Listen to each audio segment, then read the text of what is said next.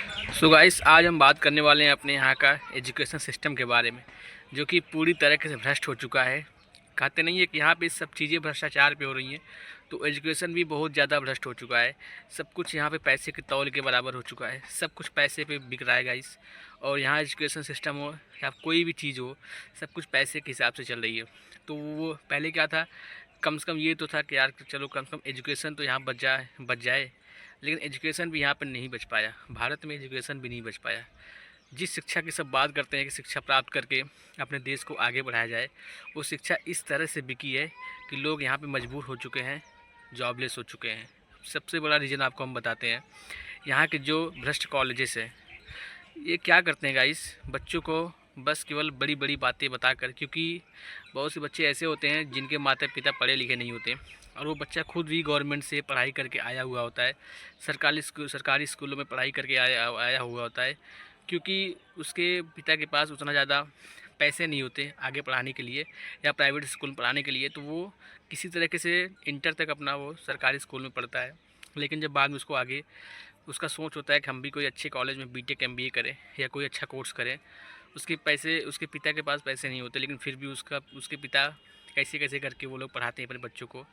और वो कई क्यों पढ़ाते हैं, क्योंकि जो प्राइवेट स्कूल वाले होते हैं इतनी बड़ी बड़ी बातें कर देते हैं कि कॉलेज में दाखिला करवाने के लिए बच्चों का इतना उनको सपने दिखा दिया जाता है कि आपको यहाँ प्लेसमेंट करवाएंगे, आपको इतना प्लेसमेंट करवाएंगे, आपका इतना एवरेज, आपका जो सैलरी होगा, पैकेज होता है इतना होगा का। इतना दिक्कत कर देते हैं वो लोग, इतना बढ़ा चढ़ा के बता देते हैं। लेकिन जो एक मिडिल क्लास फैमिली का बंदा होता है, वो समझ नहीं पाता यार कि सही बोल रहे हैं, क्योंकि उसको इस चीज़ से उसको वाकिफ़ नहीं होता, उसको दुनियादारी पता नहीं होती, क्योंकि वो नया नया भी इस फील्ड में आया होता है। उसको क्योंकि वो उसको पता नहीं होता, वो भी नए नए तरीके से आया हुआ होता है। और कहते नहीं है, जैसे शिकार अपने शिकारी को वैसे दबोच लेता है और घात लगाए बैठा होता है।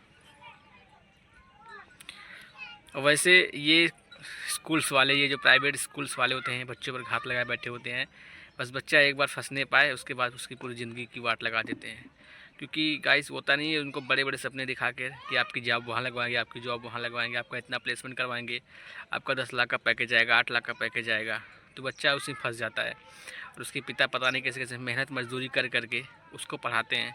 बाद में होता क्या है, वो बच्चा बाद में जॉबलेस हो जाता है। रीज़न क्या है, ये लोग केवल अपना रोटी सेकते हैं, बस बच्चे को रटा पटा के पढ़ाई करके कैसे करवा के उसको पास तो करवा देते हैं, लेकिन उसके अंदर स्किल नहीं डाल पाते। उसका एक सबसे बड़ा रीज़न ये भी है कि बच्चा स्टार्टिंग से गवर्नमेंट स्कूल से पढ़ा होता है, उसको इंग्लिश में प्रॉब्लम्स होती है, और भी चीज़ें उस फेस करना पड़ता है उसको। लेकिन इनकी जिम्मेदारी क्या होती है, कि जिम्मेदारी होती है कि अगर आप उसको लेकर गए, उतने सपने दिखाए हो, तो उसको उस स्किल्स लेवल तक करिए आप, उसका आपका फ़र्ज़ बनता है, और फिर जाके उसको जॉब दिलवाइए। लेकिन ये लोग अपना उल्लू सीधा करने के लिए कैसे इसको पास करवा कर उसके बाद छोड़ देते हैं। कोई जॉब वगैरह कुछ नहीं, कोई प्लेसमेंट नहीं, कोई कुछ नहीं। बस वो बच्चा फिर इधर उधर भटकता है, और बाद में क्या होता है, न इधर का होता है न उधर का होता है, और बेरोज़गार बन के बस रह जाता है। काफ़ी बच्चे डिप्रेशन में आ जाते हैं, बहुत से बच्चे बहुत कुछ करते हैं, घर घर परिवार का ताना, बहुत सी चीज़ें दिक्कत आती है। कुछ नहीं पाते तो आके सरकारी एग्ज़ाम तैयारी करने लगते हैं दोबारा से। सबसे बड़ी प्रॉब्लम उनके साथ तब भी बहुत आती है। और भी बहुत चीज़ें हैं, कुछ लोग नहीं कुछ पाते तो छोटा काम भी नहीं कर पाते, क्योंकि भाई इतना पढ़ने के बाद छोटा काम करने में भी इज्जत ख़त्म हो जाएगी, कितना पढ़ लिख कर भाई अब छोटा काम कर रहे हैं। तो भाई ये बात है, बाद में दिक्कत ये आती है, फिर वो बंदा बेरोज़गार हो जाता है। मैं ये बात कर रहा हूँ कि ठीक है, मैं तो एमबीए बीटेक वालों की बात कर रहा हूँ, जो बड़े बड़े, सोचिए कि जो, क्योंकि अभी इंटर का एग्ज़ाम हो रहा है, इंटर के बाद अब बहुत से लोग इंटर के बाद अब बीटेक या एमबीए तो नहीं, बहुत से ग्रेजुएशन कोर्स ऐसे करने वाले होते हैं जिनको आगे चल के कुछ न कुछ करना होता है। बहुत सारे सपने सजाए होते हैं अपने लाइफ को लेकर, लेकिन बेचारे को ये नहीं पता है कि दुनिया बहुत बड़ी है, बहुत जालिम है। वो बस घात लगाए दुनिया बैठी है, स्कूल्स वाले घात लगाए बैठे हैं, बस पैसे चूसने के लिए, खून चूसने के लिए, और उसके रिटर्न में कुछ नहीं देती है। कोई केवल लाइबिलिटी के सिवा एसेट्स मिलता ही नहीं, केवल लाइबिलिटी मिलती है।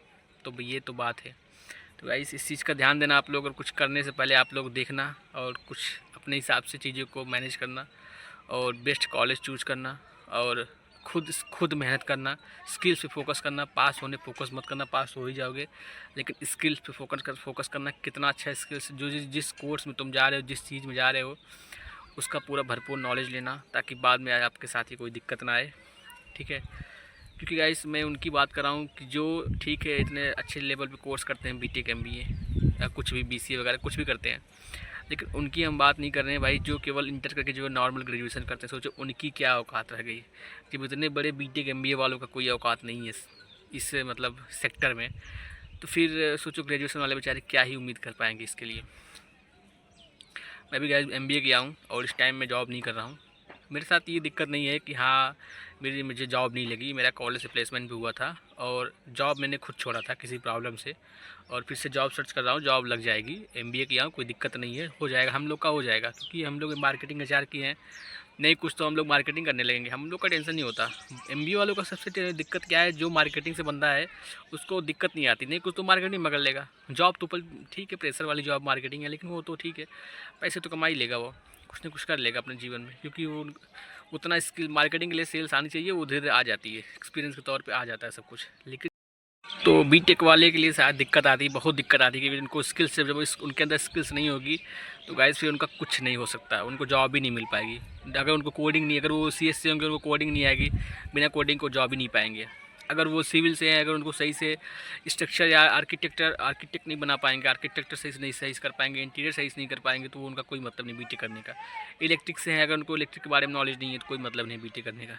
तो ये चीज़ होता है, तो ये सब चीज़ें होती हैं गाइस, ये सब बीटेक में स्किल्स होना बहुत ज़रूरी है। एमबीए में अगर आपके पास स्किल्स नहीं है, आपको बोलने तो आता है, आप मार्केटिंग कर लोगे, धीरे धीरे सेल्स में आओगे, काफ़ी टाइम के हिसाब से आप डेवलप होते जाओगे, फिर आपकी प्लस डिग्री रहेगी, लास्ट में आप ना कुछ अच्छा खासा वो सब कर लोगे। लेकिन बीटेक में आपके पास कोई ऑप्शन नहीं है, तो स्किल्स भाई होना बहुत ज़रूरी है।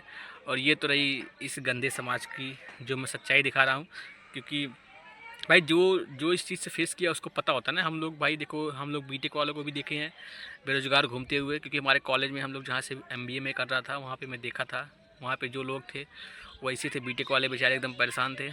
एमबीए वाले को भी मैंने देखा है, सबको देखा है। और एमबीए वाले जॉब भी तो कर रहे हैं देखा जाए, लेकिन बीटेक वाले बेचारे शायद बहुत लोग बेरोज़गार घूम रहे हैं। एमबीए वाले तो मान लो जॉब कर रहे हैं, तो एमबीए में ठीक है हो जाता है, लेकिन भाई करप्शन बहुत ज़्यादा है, भ्रष्टाचार बहुत ज़्यादा है। अगर ध्यान से नहीं जाओगे भाई तो आपको लोग चूस लेंगे, कॉलेज वाले चूस लेंगे आपको, कुछ नहीं आप रह जाएंगे और बहुत प्रॉब्लम आ जाएगी। तो ये सब चीज़ें सच्चाई थी भाई समाज की। तो आप लोग चैनल पर प्लीज़ सब्सक्राइब करिएगा, अभी आपको और चीज़ें आगे बताएंगे सब चीज़ों के बारे में। और फिर आप लोग बताइएगा कि आपको मेरा वीडियो कैसा लगा, और जैसे जो भी टॉपिक वीडियो चाहिए आप लोग कमेंट करके बताइएगा। तो मिलते हैं आपसे नेक्स्ट वीडियो में। Thank you.